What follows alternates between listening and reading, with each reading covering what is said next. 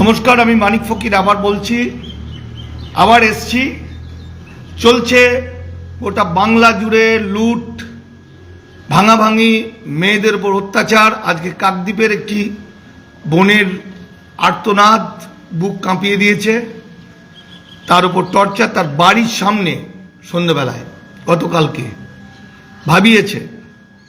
যাই হোক, যেটা ঘটনা সেটা হচ্ছে, এতদিন, আজ আমার বয়স 62 বছর, আমার মতো যারা আমার বয়সী হোক বা 45 বছর 50 বছর হোক, আমরা আগে ছিলাম নাবালক। কারণ বাম আমলে আমাদের বিশেষ কিছু করতে হয়নি, নাবালক যেমন সেরকম। তারপরে আমরা তৃণমূলের আমলে ছাতার তলায়, মানে আমাদের খালি অভিমান হতো, অমুককে এই দেয়নি কেন, তমুককে তাই দেয়নি কেন, আমার এই হলো না কেন, এইসব নিয়ে অভিমান করতাম। কিন্তু আমাদের মাথায় একটা ছাতা থাকতো। তো ওই বাম আমলের নাবালক, তারপরে মাথায় ছাতা ধরা, এখন আমরা বাস্তবে ফিরেছি। এখন পৃথিবীটার যে কত কঠিন, বাংলা যে কত কঠিন হতে চলেছে, স্ট্রাগল ফর এক্সিস্টিং, নিজেকে লড়াই করে বাঁচতে হবে। অর্থাৎ এখন আমরা সব কিছু দেখতে পাচ্ছি, মানে প্রতিটি মুহূর্ত আতঙ্ক, ভয়, বাঁচার চেষ্টা, লড়াই ইত্যাদি এসে গেছে। মনে আছে এই মাত্র কয়েকদিন আগে এই নিয়ে একটা ভিডিও করব, ওয়াকআপ মুসলমানরা কেন ছুটে গেছেন তৃণমূলের বিরুদ্ধে, নৌসাদের নেতৃত্বে, হুমায়ুন কবিরের নেতৃত্বে। না, মমতা ব্যানার্জি বলেছিলেন যে দিল্লিতে গিয়ে আন্দোলন করো, ব্যাস মুসলমানরা ঘুরে গেছে। দিনের শেষে রেজাল্টটা কি হলো? কার লাভ কার ক্ষতি?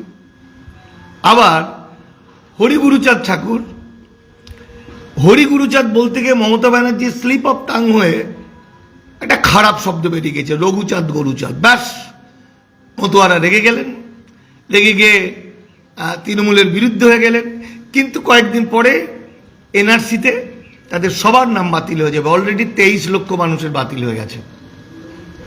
তাহলে এতদিনে আমাদের মান অভিমান চলছিল, মান অভিমানকে কেন্দ্র করে আমরা এত বড় ডিসিশন নিয়েছি, এত বড়। এখন মুসলিমদের নাকি শোনা যাচ্ছে, বিভিন্ন জায়গা থেকে ফোন আসছে, মাইকিং করা হচ্ছে, গরুর মাংস খাওয়া যাবে না নাকি, এরকম কিছু। মসজিদ, মাজার, মক্তব, মাদ্রাসাগুলো ধ্বংস হয়ে যাবে, যেগুলো আমি দীর্ঘদিন ধরে বলতাম। হ্যাঁ, ওই যে মুখ্যমন্ত্রী বলেছিলেন দিল্লি গিয়ে আন্দোলন করুন, তাহলে কেন বলবেন? আমি অভিমান করেছিলাম, আমরা মুসলমানরা অভিমান করে মুসলমানকে এমন টাইট মুখ্যমন্ত্রীকে দিয়েছি, এখন নিজেদের অস্তিত্ব নিয়ে ছটফট করছি।